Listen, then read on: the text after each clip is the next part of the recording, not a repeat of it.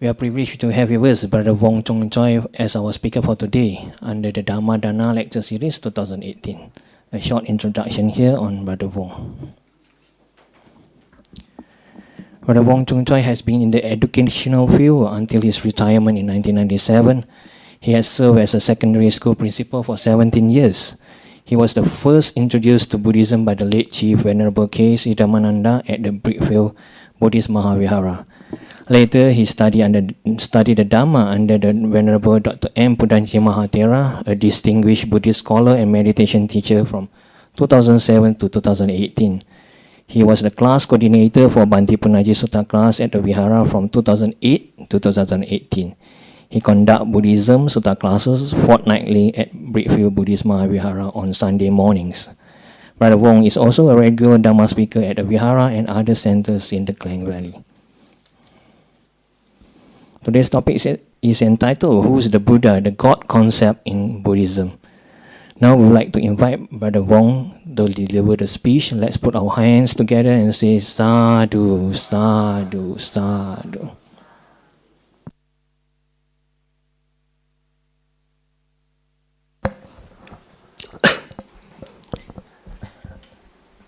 Good evening, brothers and sisters.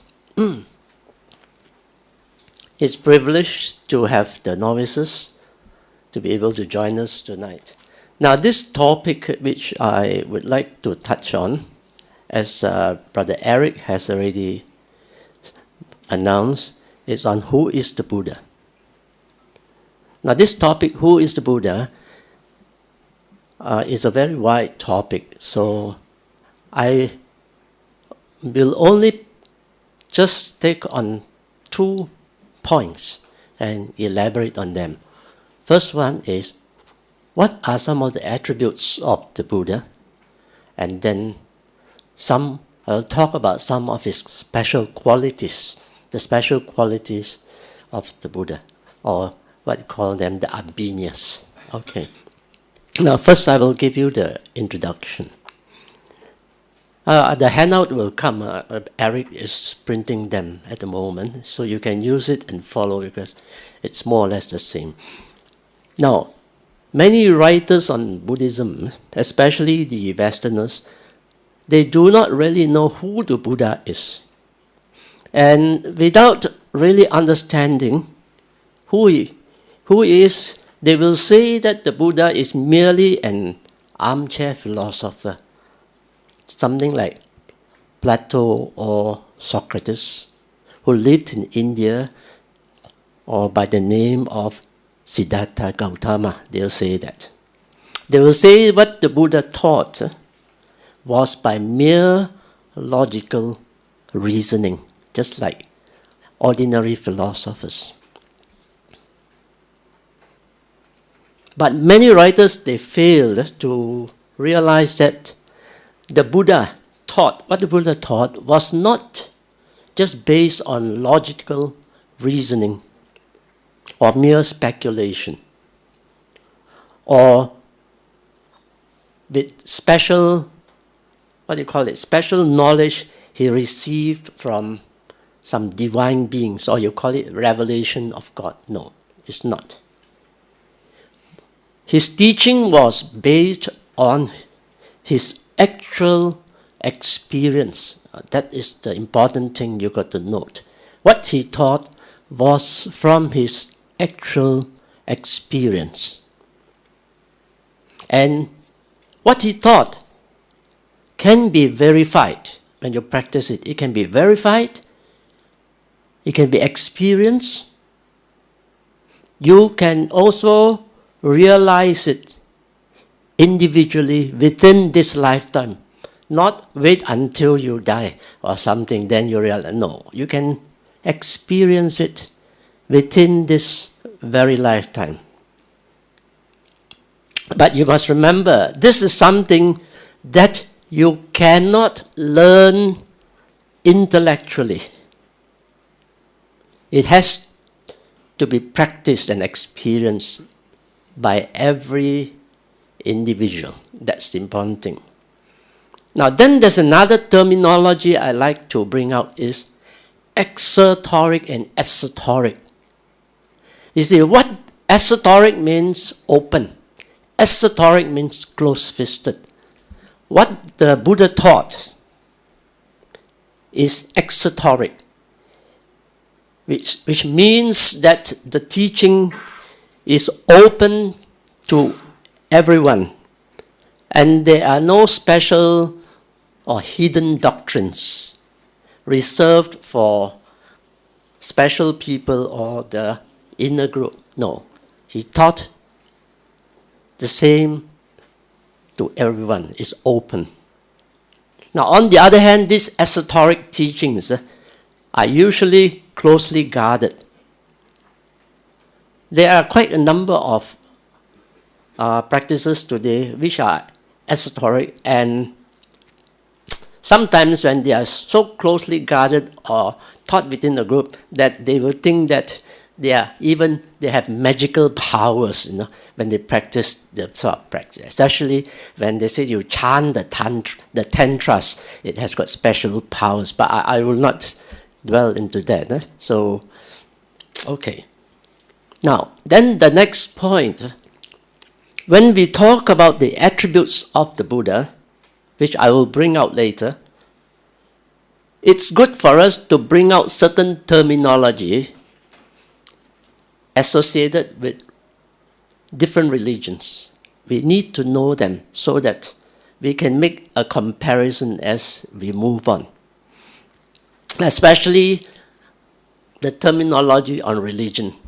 Now, theism is a term we use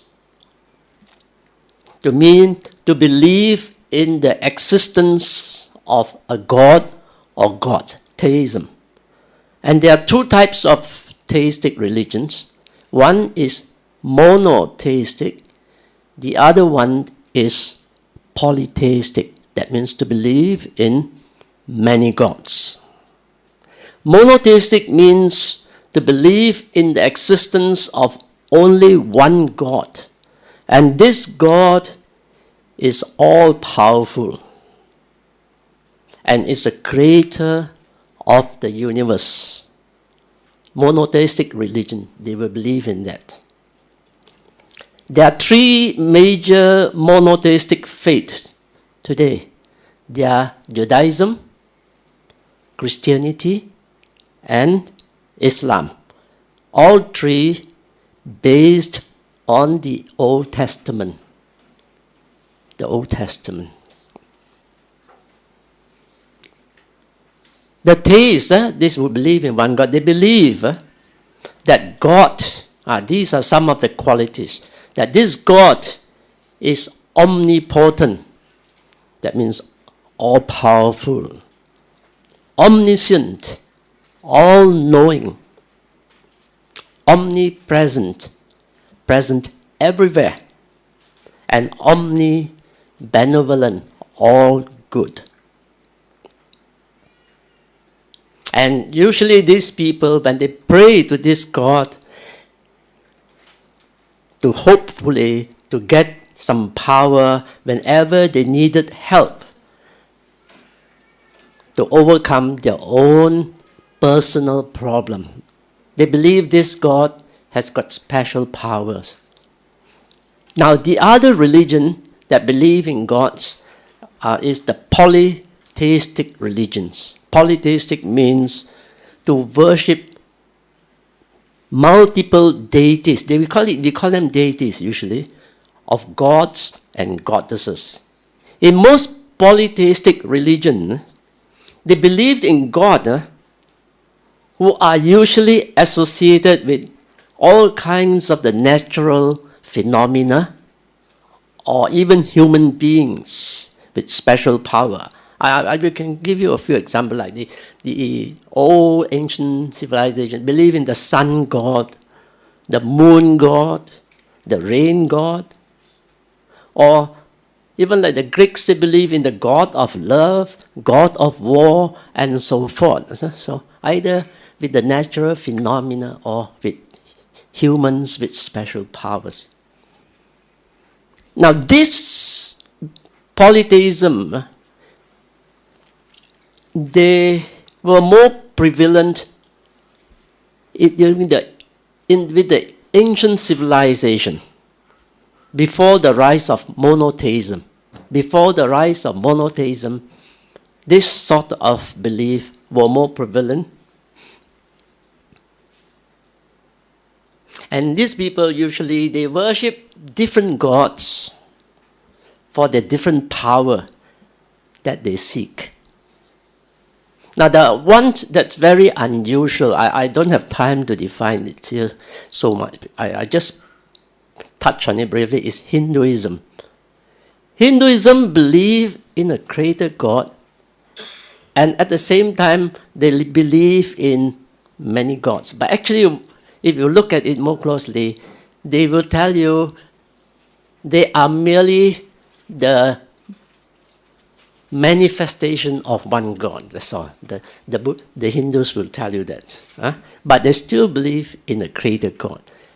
So it's a little bit unusual. I have no time to elaborate on that. Now then, there's another category which is getting very popular today, is atheism. That means not believe in any god or gods. Good example was like Lenin, He was a Marxist, and he was trying to get the people to get out of religion. And he gave a very interesting quotation here, I put it here. He believed religion is the opium of the masses. I know, but he used it. He also believed in that. And according to him, he says he thinks that religion is not a good thing. And it was useless worshipping God. Lenin was a Marxist.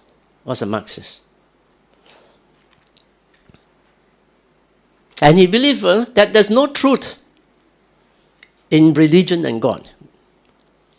And today, I think you get a couple of well-known writers who are atheists. And I think one of them you get in YouTube today is Richard Dawkins. That's one of the leading ones. And he's a writer of that book called The God Delusion. He's one of them. All right?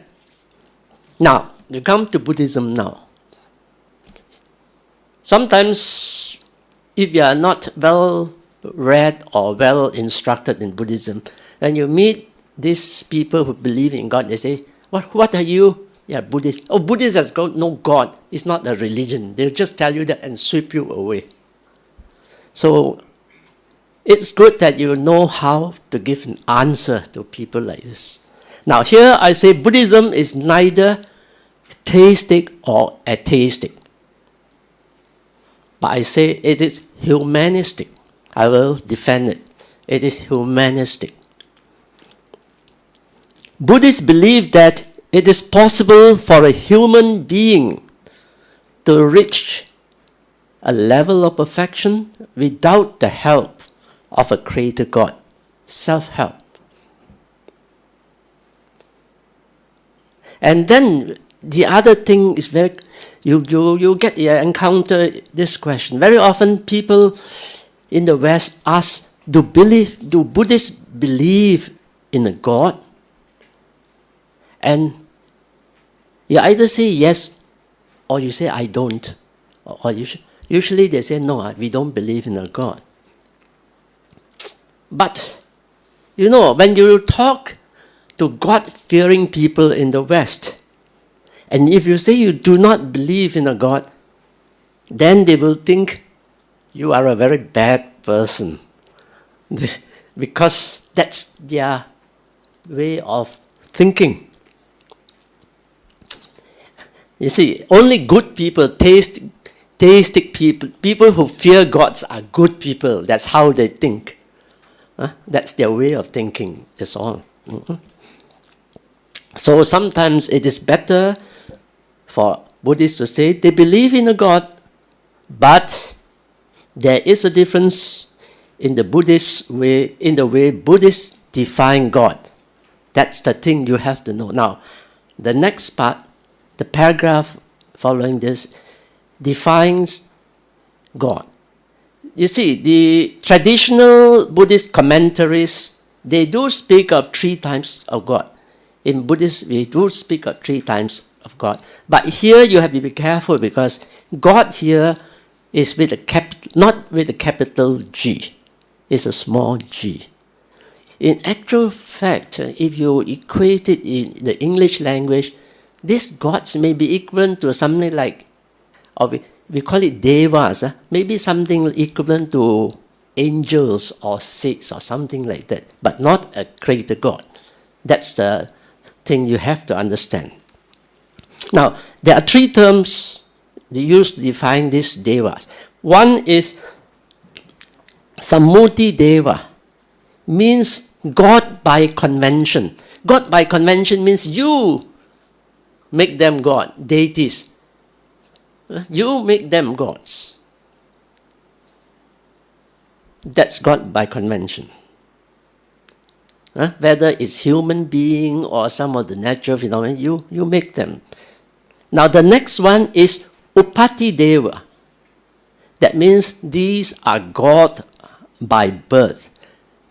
When we cultivate our morality, and if we, to a certain level, we can be reborn in the Deva realm or even in the Brahma realm. So these are God by birth. But remember one thing, these people, birth is spontaneous.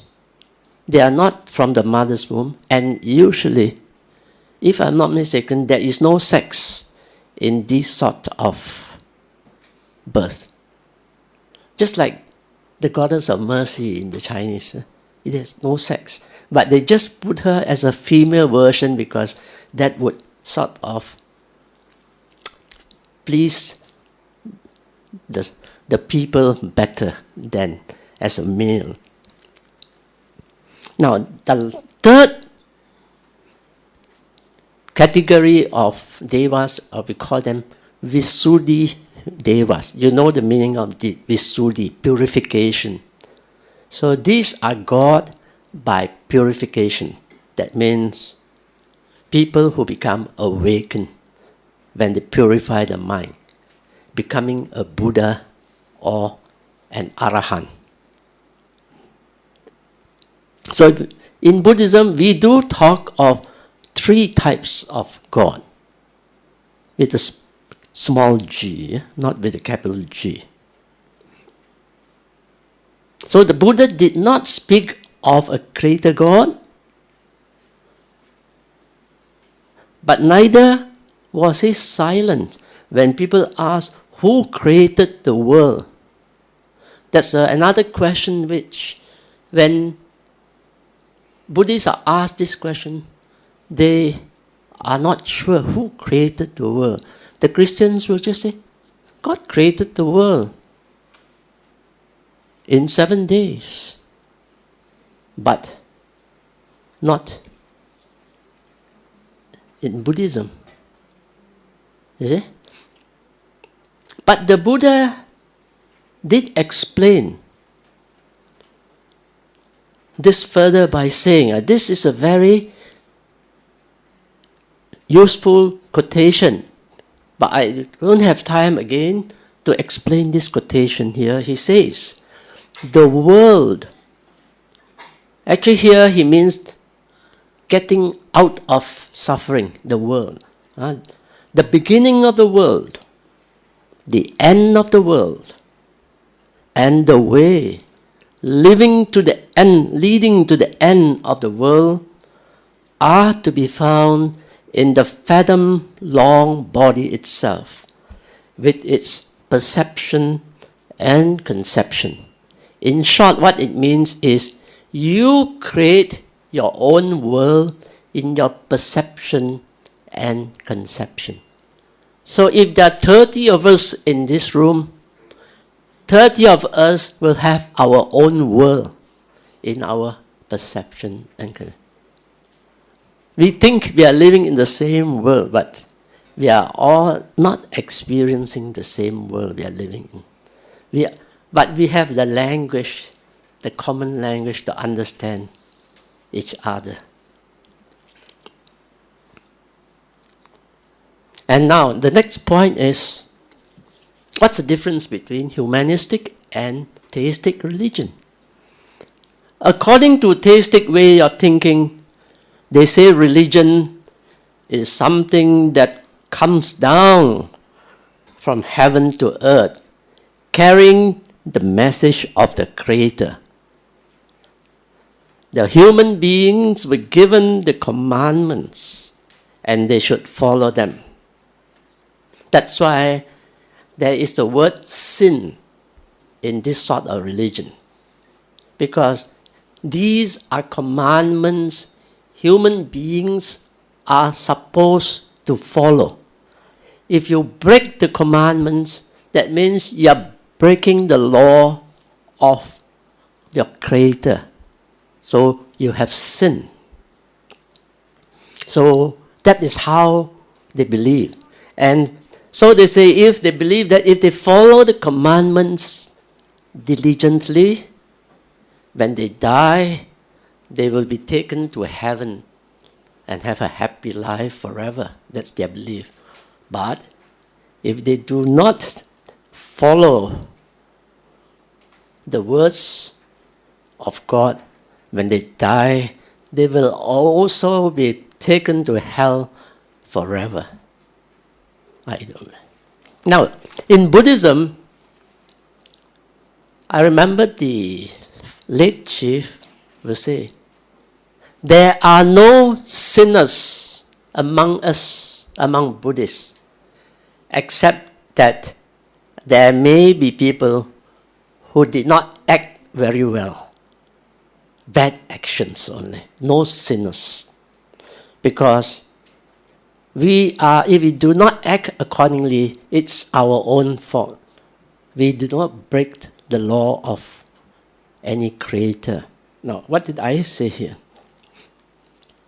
Now, in the humanistic way of thinking, Buddhists believe that religion is not something that has come down from heaven to earth.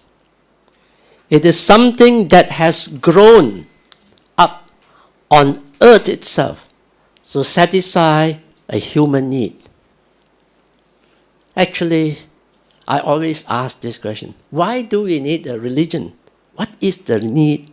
Actually, the need is, I put it here, the insecurity of life. What is the meaning of insecurity of life? We know we exist, we grow old, we fall sick, and we are going to die. That is the reason why people need a religion. So, in the case of Buddhism, it came out of need to solve this problem.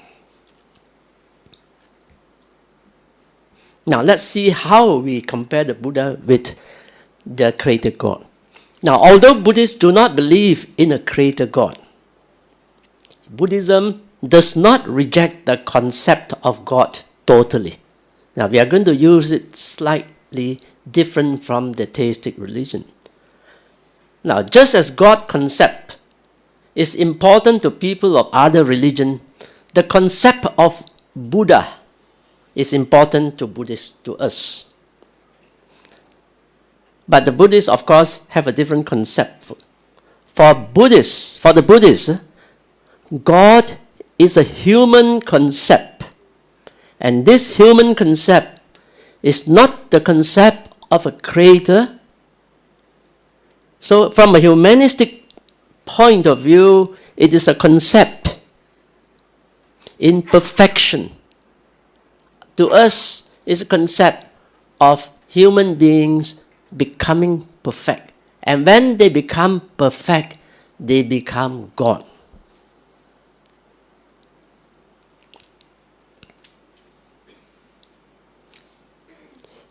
It is a concept of a person who has become perfect in wisdom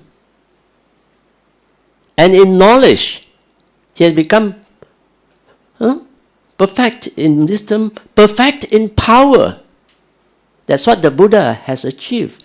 Perfect in goodness, perfect in power, perfect in knowledge. If you examine the teachings of the Buddha, you find that the Buddha has all these qualities which I mentioned. The Buddha has got all these qualities. So the Buddha is a human being who has risen to the level of perfection. And when the Buddha has reached that level of perfection, he becomes God. That's why it's possible for all of us to attain that. We can become God, but not the created God. We equate God, in our case, with perfection. Perfection in all things. Now, and this term was used by Venerable Punaji. He says, the Buddha is the anthropomorphic God. That means a man becoming God. He used that word. Very interesting. Well, he used that word, man becoming God. So in Buddhism, we believe that it is possible for every human being to reach this level of perfection. And how do we achieve it? Through meditation, the purification of the mind. That's why in Buddhism, meditation forms a very integral part of the practice for people who are a real serious practitioner. You need to meditate.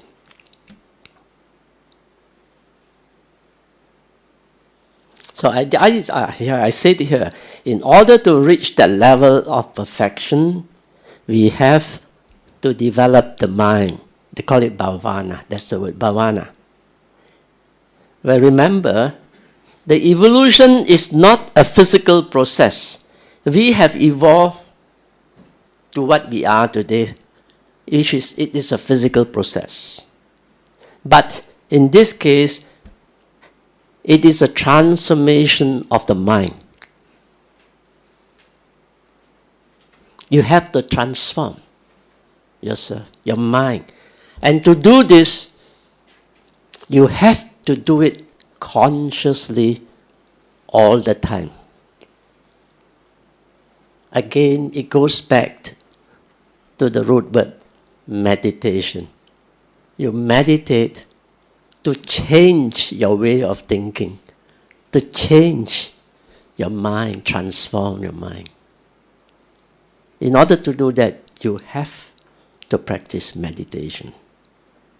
Then I gave you a few words that's they used to define, to associate it with the Buddha. You can read them, they are there.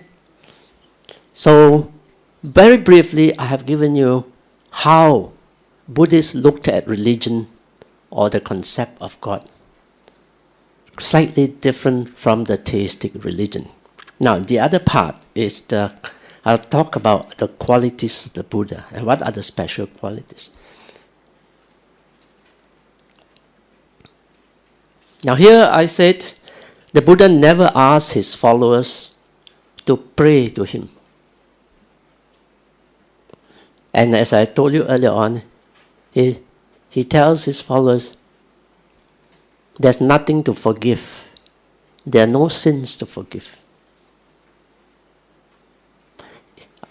We do not commit sins, but we only break our precepts. That's the reason why every morning we recite our precepts.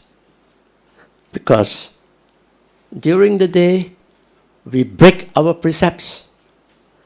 The next morning, we start again. We break the precepts during some part of the day, we start again the next morning.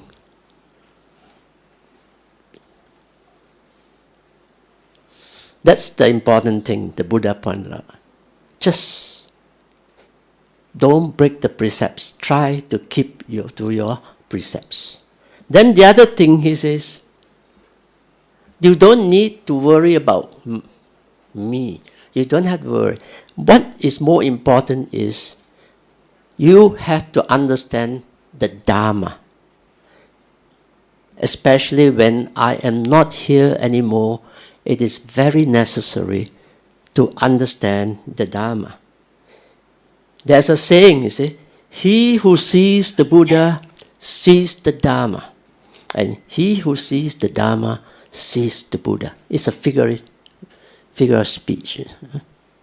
That means more important is to understand his teaching, the Dharma. And another important thing is we worship the Buddha for his goodness, not for his power. Sometimes you talk to people, they say, my religion is so popular. It has so many people. It has got this. And these are some of the special qualities. They are talking about power.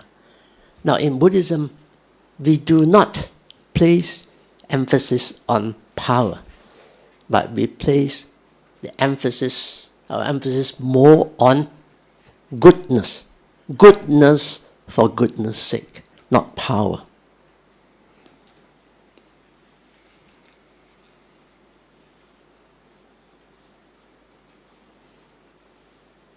Then the other one more point about these images. Sometimes people need the Buddha to pay homage in front of Buddha, and then they need to see the Buddha before they can recall certain things.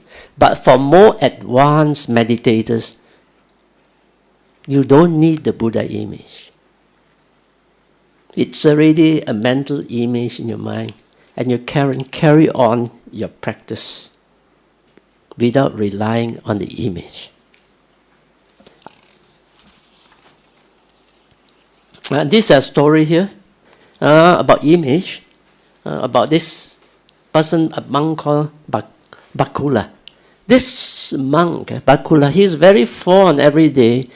He would sit and gaze at the Buddha and look at the Buddha because he enjoyed looking. And the Buddha was aware that he was staring at him most of the time. Then one day he told him, "Why are you staring at me? This is a dirty body. By staring at me, you will not attain awakening. You can merely satisfy your own emotions, your desire, but not awakening. More important is you must understand my Dharma." So sometimes, but it's easier said than done, we should not be too concerned with this physical aspect. But for beginners, I would say, we need certain form to hold us to, or we hold on to. Devotion, like saddha, the Buddhist term saddha. We need it. But as you progress, you may not need so much of this. You can practice anywhere on your own or in a group. But if you read the history of Buddhism, you find that Buddhist images did not appear during the first few hundred years of Buddhists after the passing Buddha. It only started to appear due to the Greek influence. It was due to the Greek influence. And it was after that you find different images started coming out. And today you have all types of images. Well, it depends on how you look at it and imagine how the Buddha is like. You go to the pagoda one day, especially the novices. You go and have a look at all the different Buddhas. Different countries have different Buddha images. Sometimes I can't help not noticing the Chinese version of the Buddha is usually a very fat, round Buddha, laughing. And sometimes I look at the Thai and the Burmese tradition. Some of the Buddhas are very slim and narrow type of Buddha. So the different nations have different types. It's just to help you, that's all. And then here I also took an extract from this, the Dona Sutta, to explain to you what the Buddha is. This description gives a very good, a clear description of what he was. You see, this one day, on one occasion, this Brahmin Dona, he was walking along the road behind the Buddha. And then he noticed the very extraordinary footprints of the Buddha. And even he noticed the Buddha looked very different. His complexion, his form and so forth. So he thought, what I am looking at, the footprints, cannot be that of a human being. So he followed the Buddha until the Buddha was properly seated. Then he started asking the Buddha a few questions.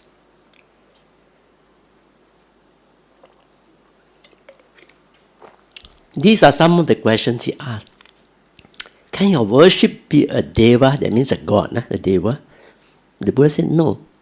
Can your worship be a gandhava, an angel? He said no. Can your worship be a yaka, a devil? He said no, I'm not. Can your worship be a human being? He said, I'm not a human being either. Then the Brahmin Dona says, if you are not any of those things I asked, then what are you? The Buddha said, he has abandoned those things of which he might become a deva, a gandhava, yaka, or human being. He has abandoned all this. He has cut them off at the roots. That means he has cut off all the defilements, in fact, and made them like palm stumps. And so that they are not subjected, no longer subjected to arising. He has cut off all his defilements. And then he used this statement to show that he is not soil, although he was born. He said here, just as a lotus flower, though born in the water and grown up in the water, rises above the water and stands unsoiled. That's what it says, by the water. Even though, and then he says, even though born in the world and grown up in the world, I have overcome the world and dwell unsoiled by this world. They say, take it, I am the Buddha, the awakened one. I've only very briefly touched on this sutta because I don't have much time to go in detail. Now, the last part I would like to talk, people are very interested in this part, but I'm not going to spend too much time, are the abhinyas.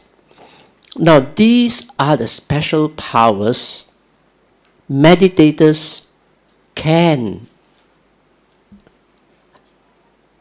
achieve if they reach a certain level of jhana. Here, when I say certain level, at least they must have reached the fourth jhana. Then they will possess this special knowledge. We call it higher knowledge. Abhinya, abhi is high. Jnana is knowledge, so it's special knowledge. To reach this special knowledge, you need the fourth jhana. Now, to the Buddhists, we call them supernormal powers because they are just, you can attain them. Anyone can attain them if they can reach a certain level of jhanas. They are not supernatural powers. They are just supernormal powers. Supernatural is different. When we talk about supernatural, we are actually talking about divine powers. But in this case, it's supernormal. One day, Punaji likes to use the term Superman, a man who has attained certain powers through meditation. Now, very quickly, I will mention here the 5 types of special powers the Buddha possesses, and any of his disciples can also possess these 5 powers. Now the first one is very interesting. I read it, then you understand. This is because psychic power. Sometimes you read in other religious books, they say that this person can walk on water, he can do this, he can perform that. And then he says, oh, that person has performed a miracle. Miracle means, like, what they call it, the intervention of God, of the divine, intervention of the divine. But in Buddhism, no. These are not miracle. They are just special powers attained through meditation. The first one I read, this psychic power. This is I took it straight from the sutta. That blessed one enjoys, you see what he can do with the psychic power, various kinds of supernatural powers. Having been one, he becomes many. He can appear everywhere. Having been many, he becomes one. He appears and he vanishes. I think today we can also do that, but teleconferencing, you can be everywhere. Something is true. And then he goes unhindered through the wall, through an enclosure, through a mountain, as through space he went through, no? He dives in and out of the earth as though it were water. He walks on water without sinking as though it were earth. Now, so, when people ask you, you know so-and-so can walk on water? Nothing special. It's mentioned, if you know your scripture, your Buddhist scripture, it's mentioned the Buddha can do all these things. He can walk on water, he can go through a wall. Like what I don't know how David Copperfield did it. I saw that one on TV. But this is all quoted in the Buddhist scripture. Now, more importantly, he seated cross-legged. He travels in space like a bird, and with his hand, he touched and stroked the moon and the sun. I think in this case, to travel in space, he has to change his physical form into energy and travel at the speed of light and to stroke the sun. Otherwise, it's impossible. But it's beyond our imagination because we can't picture it sometimes. So the paragraph will explain by itself. These are supernormal feats the Buddha is capable. Feats the Buddha is capable of performing: walking on water, going through the wall, flying in the air. Other religion will say it's miracle or magic. But in Buddhism, we just call them supernormal powers, that's all. So can you see it? You see? This is the first, the abhinyas possessed by the Buddha. He's capable. The next one is the divine ear. The Buddha is able to hear. I read it and then I explain this one. You see, we need to get the right wavelength, isn't it, to hear sometimes. Like when you want to receive your channels, the TV channel, you have to get the right wavelength. So I presume in this case, the Buddha has these special powers that he is able to vary his wavelength to pick up sound or what people are saying in all parts of the world. You see, with the divine ear, he hears both kinds of sound, heavenly and human, whether in the heavens or on the human realm. whether far or near. If he feels like hearing, he can hear anything. I think it's like what we are doing in our radio and TV is we keep on changing our frequency. He's able to do that. He can say, listen, you can hear anything. What the hungry ghosts are talking, what the animals are talking, or what the devas are talking. He knows. It's a matter of how he wants to adjust his frequency. He can shut it off, he can turn it on. Today you use I compare it with the television set. Sometimes jokingly I say, there's music here. There are images here, but we do not have the ability to get them because we have only a limited frequency to. And then the third one, the ability to penetrate the minds of others. This is a very important quality. He can read the mind. Again, that's my thinking. I feel that if you are able to vary the frequency, you can read the mind of other people. You need to get we all have a different frequency, we are energy. So he can read the mind. And the Buddha used these special qualities to help a lot of human beings. With this special knowledge, he's able to see when he teaches his disciple what is a very angry mind, what is a very selfish mind. He knows. And so when he teaches his disciple, he uses a method that is most suitable for that particular person. It's not one for all, not one sort of solution. He caters for the different types of beings that he is giving instructions to. That is one of his special ability. He can read the mind of others. And then the fourth one, where the divine eye. He can see how people die, reborn in the various realms. He did tell some of his disciples, it is true, there is such a thing as karma and rebirth. I've seen it myself, so I tell you it's true. With his divine eye, he can see how people are reborn as the result of their past actions.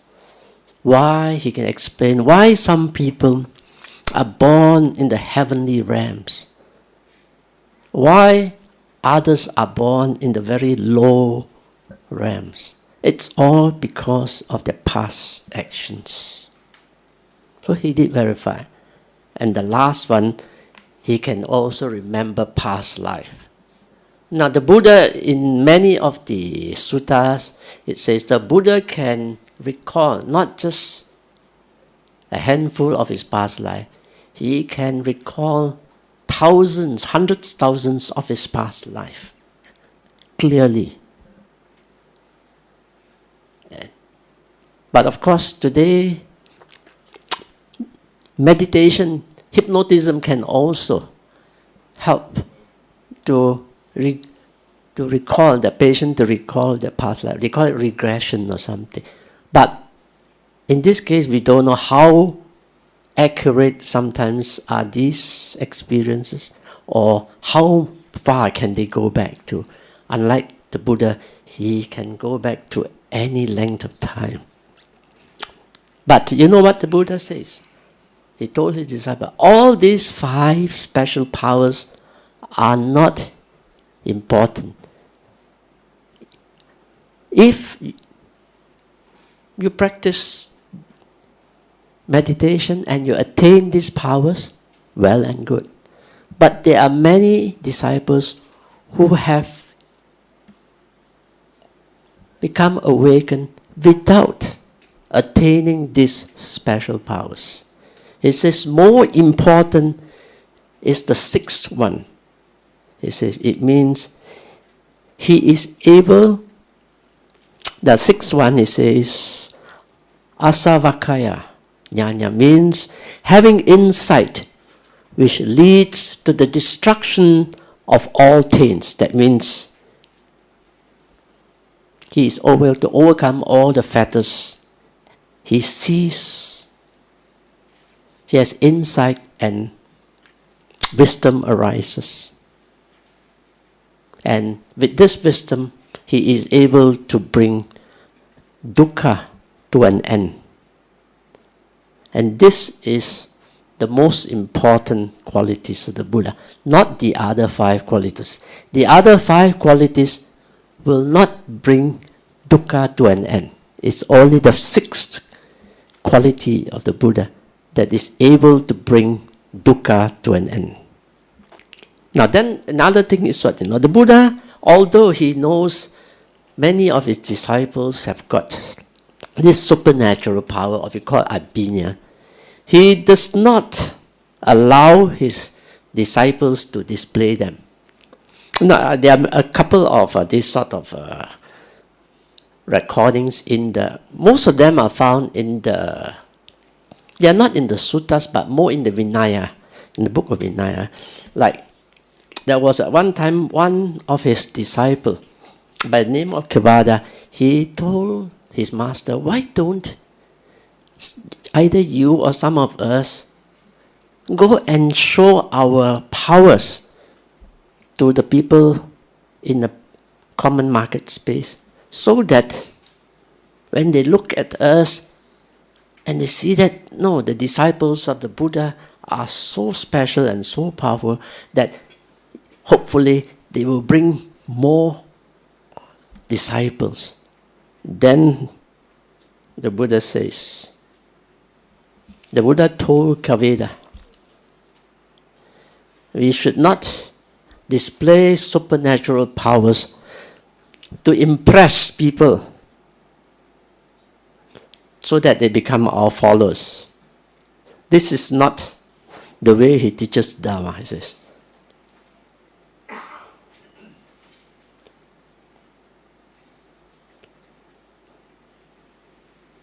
He says, do not show off all your powers to the people. And then the Buddha told Kaveda, there are 3 kinds of supernatural powers, or miracles, they call them sometimes. He has realized by his own example. He says, one, the miracle of psychic power, the miracle of telepathy, and the miracle of instruction. Then he told them, there's a 3rd one that is more important, the miracle of instruction. You see, with his ability to read a person's mind, his ability to see things, he knows when he sees a man full of greed, a man full of hatred, or a man full of delusion. When he sees a man with this quality, he is able to use his power to help them to overcome these negative qualities.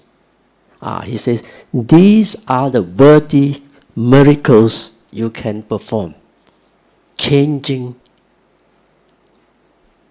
the qualities of a man from having negative thoughts to positive thoughts. That is more important than all the other special knowledges. That's what the Buddha says.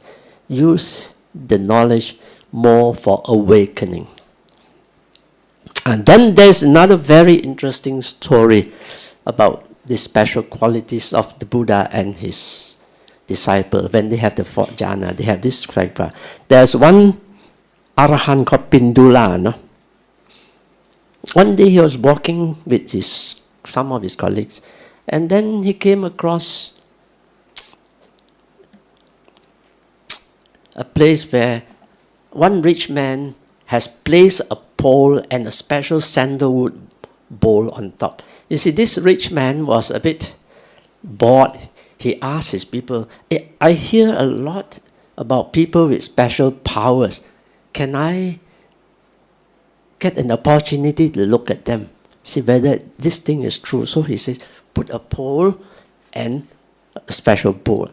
And he told the people, if anybody is able to reach the top, take the special bowl, it will be his, but with no ladder or anything.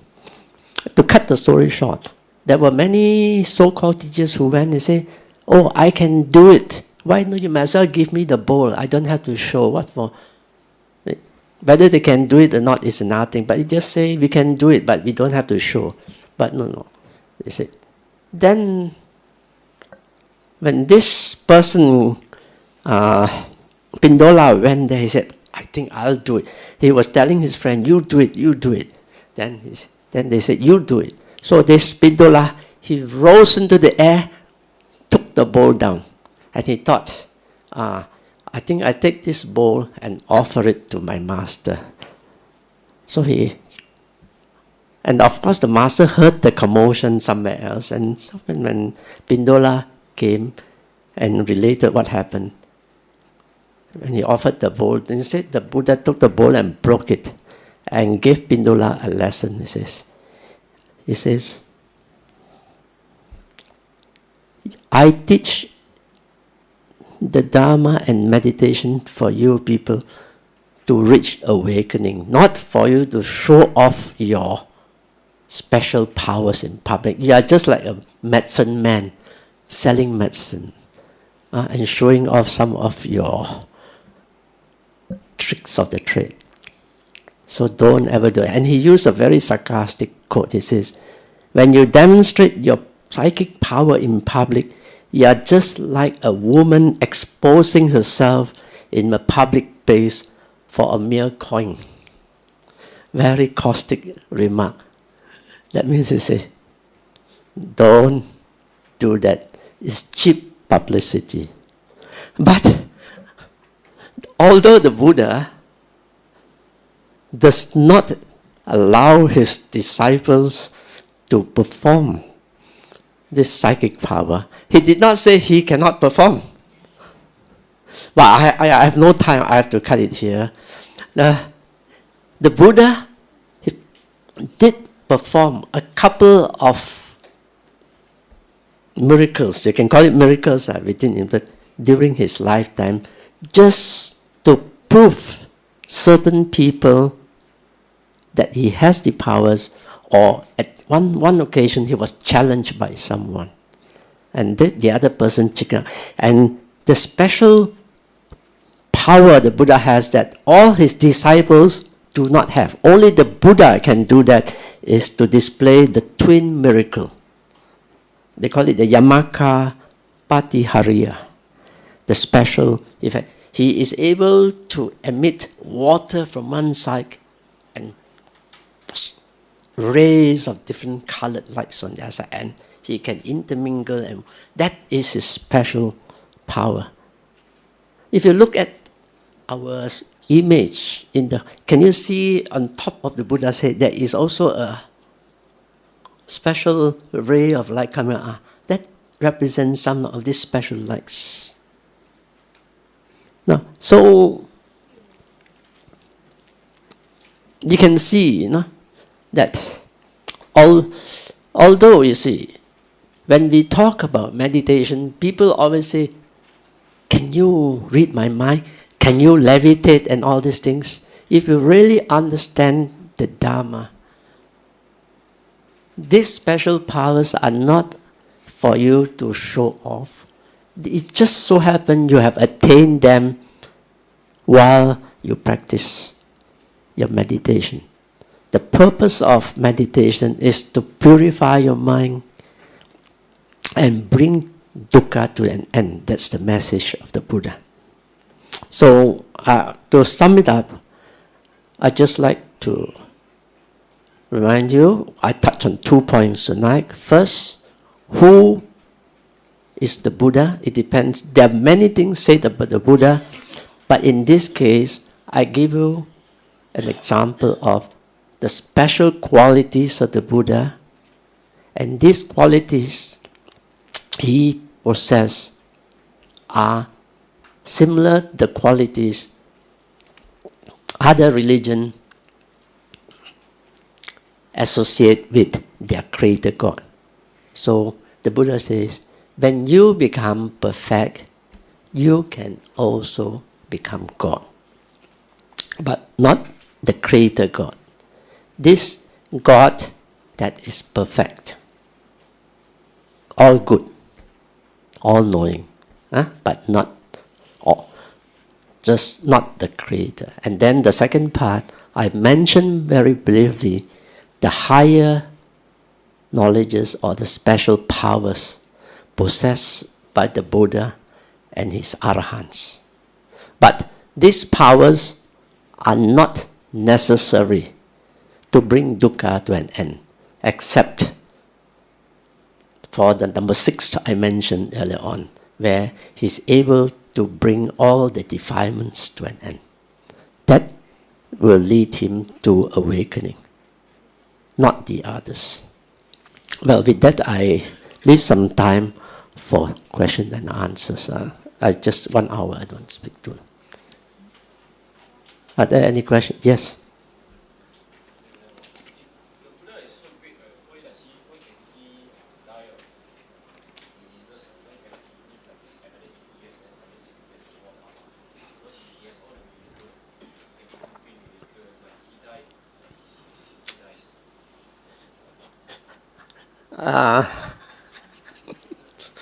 Actually, that was asked of Ananda.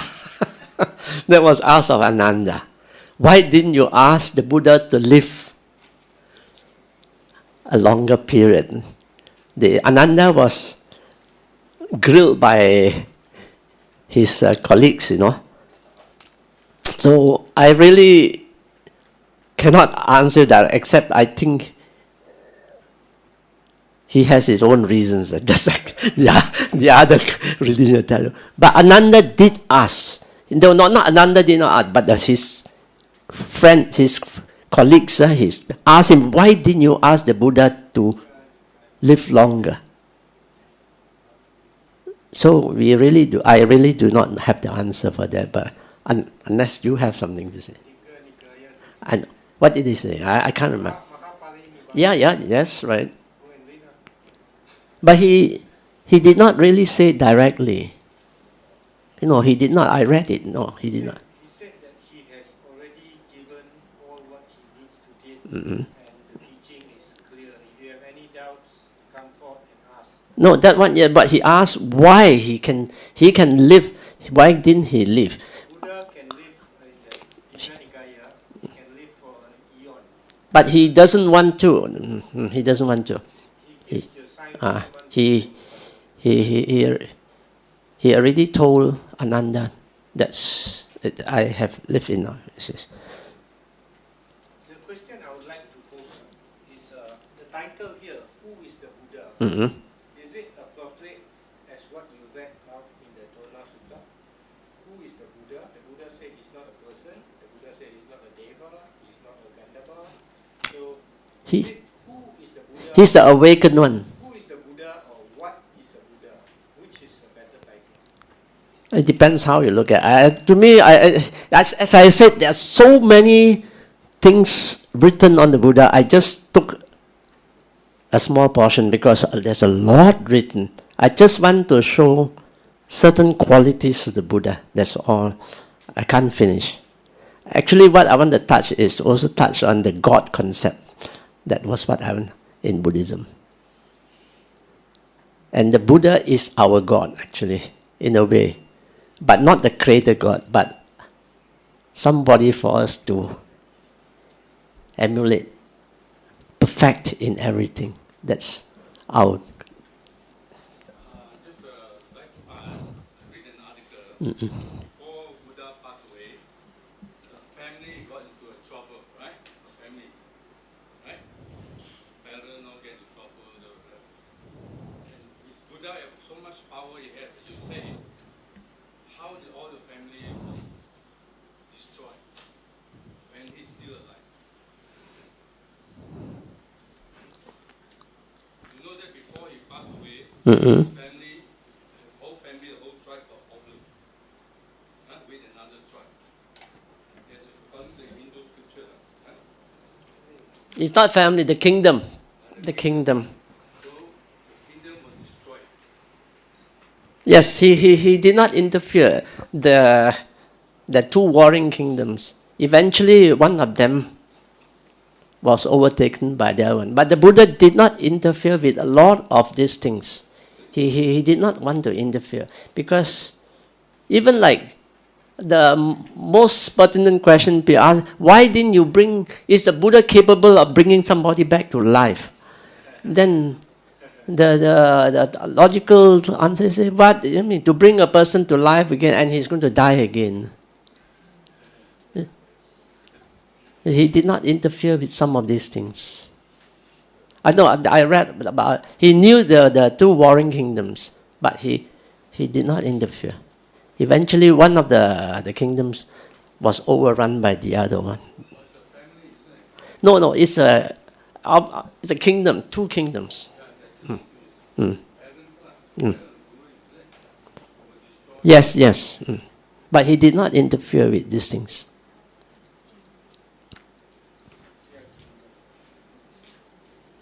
Yes.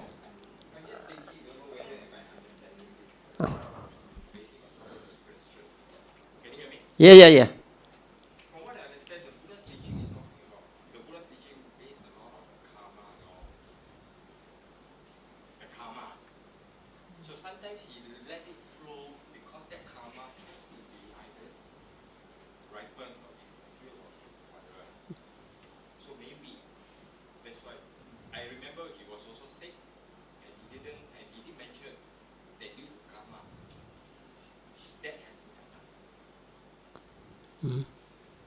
So you, Not that ending will not happen. Am I understanding it correctly? in my understanding, karma is not the domain, the teaching of karma is not the domain of the Buddha alone. Karma was taught in many other religions in India during that time, the law of karma. But the more exclusive part, the teaching of Buddha is, the Buddha taught the end to suffering. That means the cessation of dukkha. That was the heart of the Buddha's teaching. But of course, in the process of explaining or showing how to bring dukkha to an end, he did teach karma and rebirth as part of it. But the heart of the teaching is actually bringing dukkha to an end. That is the teaching of the Buddha. Another question, I've been mentioned law of karma. I've been searching today. How many books on law of karma? Different school taught this karma, that school taught this karma. Contradicting karma,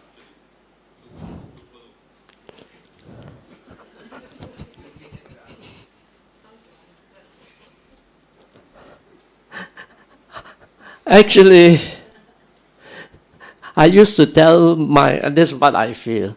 We should not be worried about karma. If you purify your mind, you are more concerned with your actions. And if you know how to act with a clear, purified mind, you are all right. Because very often, again here, people perform deeds because they think, I do this, I get karma. I do this, I get better karma. Or I offer this. No. If you understand Buddhism well, it is the purity of mind, not what you expect, karma this, karma that, but acting correctly all the time with a pure mind. And you don't have to worry about karma and what happens at the back, if you understand. That's what I feel. I don't know. Some people may still feel like I must offer this to somebody, or I must offer this to this person a lot of merits. I offer this person not so. To me, offer with a pure mind, a positive. I think that's more important than thinking about karma and this. I don't know. That's how I practice mine.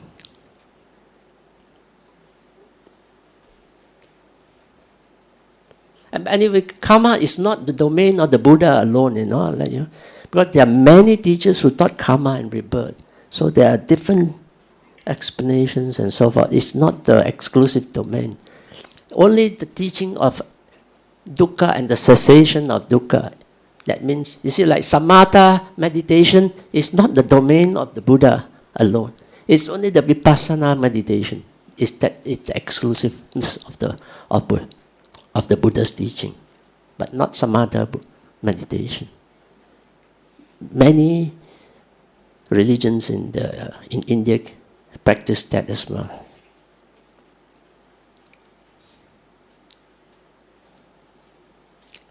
Any other questions before I call it night, 9:30? Brother Wong, I got one question. We have in Buddhism, we have Theravada, Mahayana, and Vajrayana. Vajrayana, yes. Vajrayana practice, they have this fire puja. Fire puja. Tibetan Buddhism. This fire puja.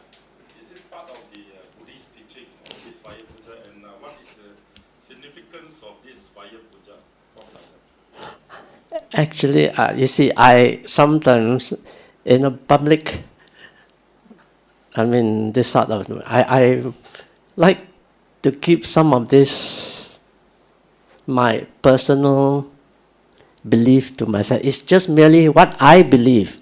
I may be wrong. Because you see, the three different schools of Buddhism have three different sets of doctrines, and even sometimes, even the sutras are different. So it depends on the practitioner, which he finds most suitable for him. For me, I follow the suttas in the Nikayas. But if you are a follower of the Mahayana, there are the wisdom suttas that is found only in the Mahayana. My question is, I know, in the part of the Buddhist teaching of this fire puja? I do not want to comment on that. But in the Buddhist, in the Vajrayana, they have also special characteristics in their doctrines. They have the 3 M's, the mantras, the mandala, and the mudras. And they practice this, and they think especially the mantras have got special powers. So it depends. And sometimes Vajrayana teaching is esoteric, not exoteric. That's why I have no comment. But as I said, to each his own. If you find that form of teaching is suitable for you, and it can lead you to solve your problem of existing, that means it works for you, and that's good enough. So I wouldn't want to comment on this, a very sensitive thing to comment on.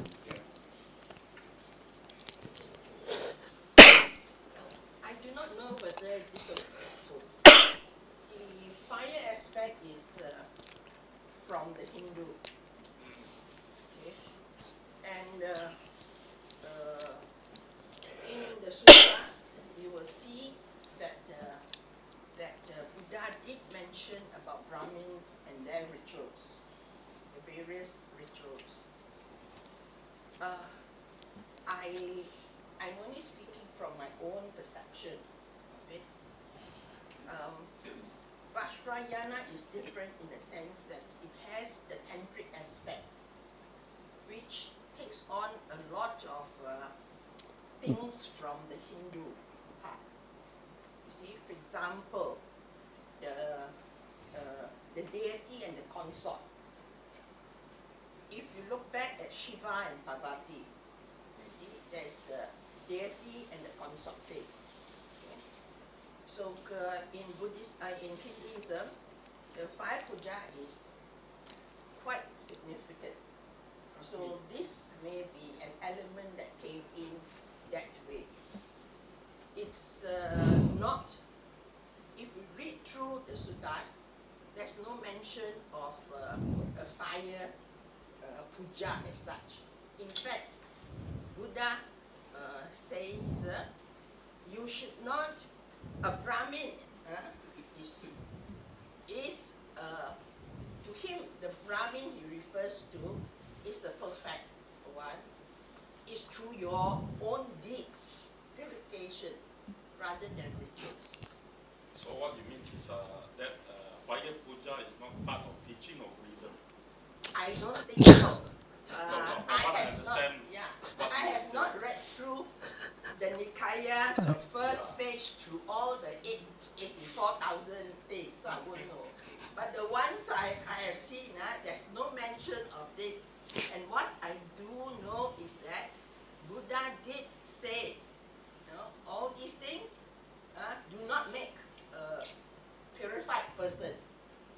It is through your own deeds, your body, speech, mind, purification. Actually, I think if you're talking about fire puja, what the Buddha's teaching is all about is putting the flames of the fire away, and that is nibbana. Greed, hate, delusion. Yeah, no. The fire is a significant point to show you the cessation of dukkha. But The that's fire, metaphorical. yeah, the fire is, that's exactly what in Hinduism is called Agni. Yes. Agni is actually the molten which you see. So it's actually one of the elements. The manner in which it is communicated or impressed or expressed is actually the issue. The whole idea is actually about fire and putting the fire out. Then putting away of the fire is liberation, moksha. So again, my question is whether is it fire puja part of teaching of Can I explain this to you first, because there are a lot of story about this fire puja also. Now, when Buddhism was first introduced into Tibet the first time, in the pure form, it was rejected. Then it was the second attempt, as Mrs. Koh has said. They knew what the people wanted. They brought in the elements of Brahmanism, which used a lot of puja or tantricism, or sometimes these special mantras and so forth. And then it was accepted by the people the second time. That's why sometimes Vajrayana is associated with tantrism. So, and sometimes the word esoteric comes in, close-fisted teaching, magical. It has made. Again, I do not want to come. And then back to these sutras. Even in the Mahayana, you can read the Prajna Suttas that came out sometime later. And there is, you are familiar with that? There's a story that this suttas, some very famous sutta, Heart Sutta, which is not in the Nikayas, but they said these were all spoken by the Buddha, kept by the Naga until the time was right. Then it was given out back to the world. That's how the story goes. So I do not, just as you ask me how true is it? that's not No, I cannot tell you. I cannot tell you because even the Mahayanas has got more suttas than just one. And I cannot even say whether it's true or not is part. But if you read the Nikayas, you stick on to the Nikayas, which I stick on to Nikayas, I can't find some of these things. So I would not want to commit more than that.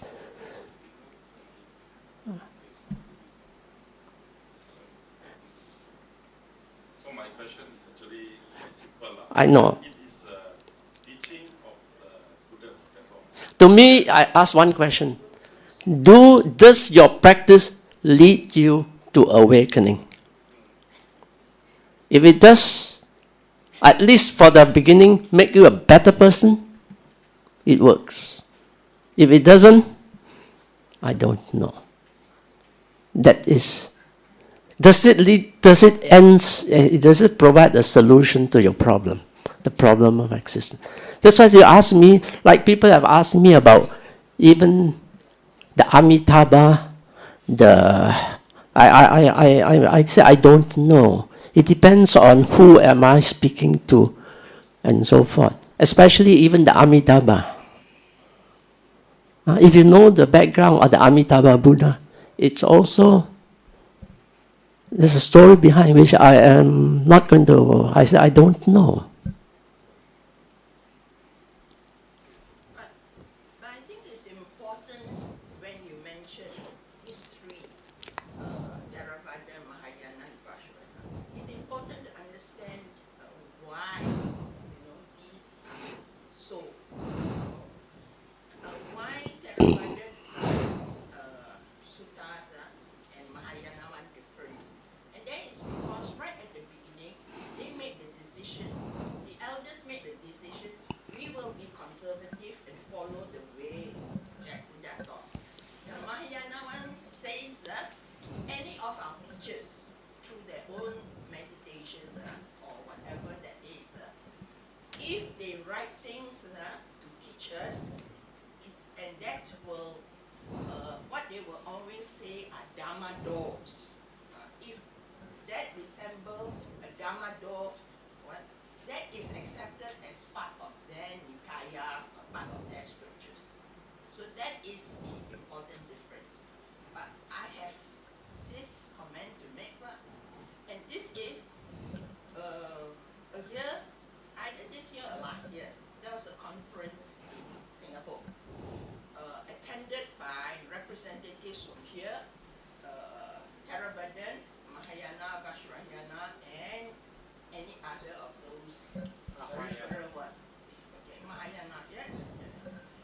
The conclusion is that the Pali Canon is the most well-preserved one with a lot of the, what you call true teachings of Buddha.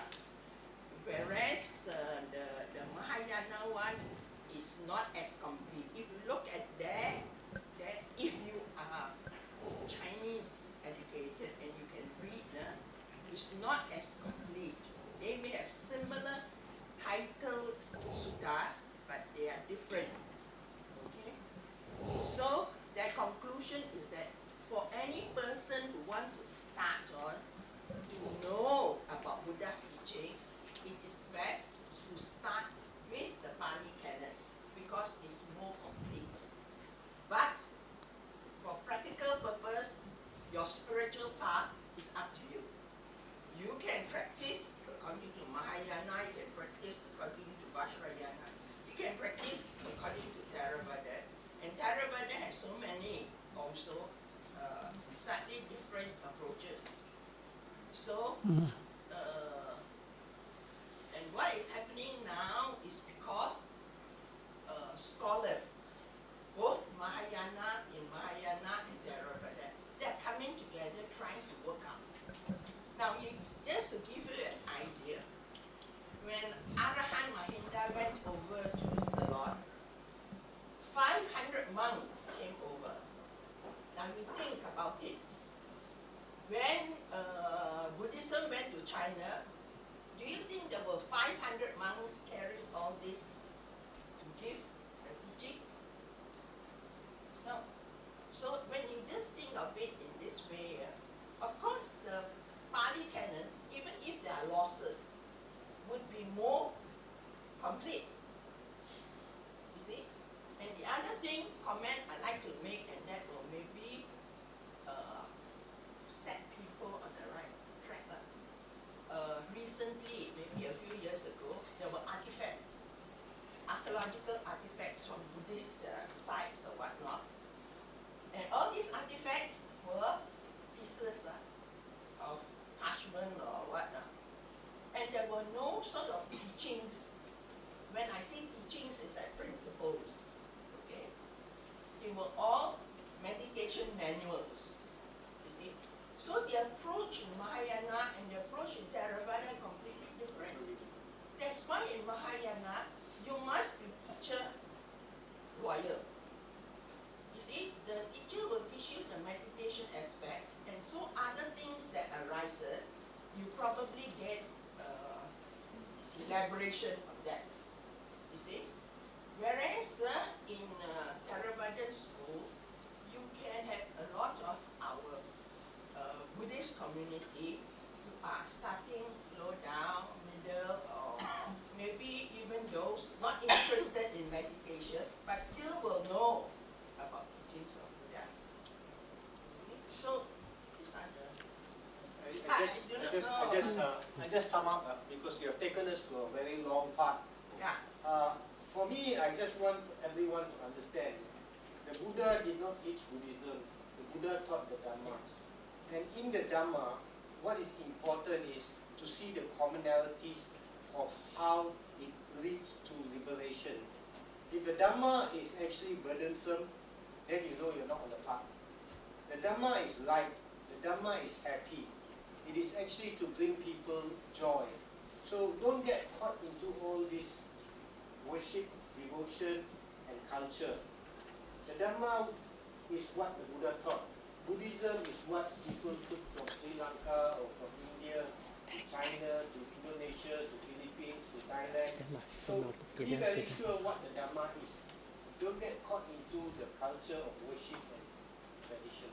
That's what I've got to say. Brother, just to sum it up, don't get worried by all these things you hear, whether you are following esoteric or exoteric, or whether you are Tantrism or the Theravada. But you... One thing, that means, just want to know that we have Theravada Buddhism, Mahayana Buddhism, and this... Vajrayana Buddhism. Can I say that three of these also part of the Buddhist Yes. teaching, Buddhist teaching? So I'm not thought of this whether am I worried of where to choose. What I mean is, if we go to this Theravada Buddhism, we also will learn some Buddhist over that, Buddhist teaching. Even we go to the Mahayana Buddhist practice, we also are the same, we are learning from what the Buddha taught. And also, when we go to Vajrayana, we also learn about Buddhism on what the Buddha taught. This is what I want to clarify. And that's why I was asking what is the significance of this fire puja. I just want to know from when they introduced the Buddha introduced fire puja teaching from Vajrayana. Okay, I get what you mean. Introduced to the world that the significance of fire puja and helps the human to liberate from their... But the time is getting short. Can I just say one? Actually, the whole ultimate of Buddha's teaching, whether in whatever school of thought is, it has to lead to the cessation of dukkha, awakening. How the technique is taught, it depends. Because one more thing I'd like you to know is, even 100 years after the passing of the Buddha, there were already 18 schools of thoughts. 18 schools of thoughts of Buddhism, 100 years. So that's what, as the sister said, after making research and on, they found that the closest to the Buddha's teaching, that the best preserved, but not necessarily best, but the best preserved actually is found in the Sutta Pitaka. I have read a lot of these things, but I like to keep some comments to myself, especially the Prajna Suttas, they are all talking about sunyata also. Okay, I think the time is up. We have to end here. The MC is here. As we are running short of time, we thank Brother Wong for delivering an excellent talk today.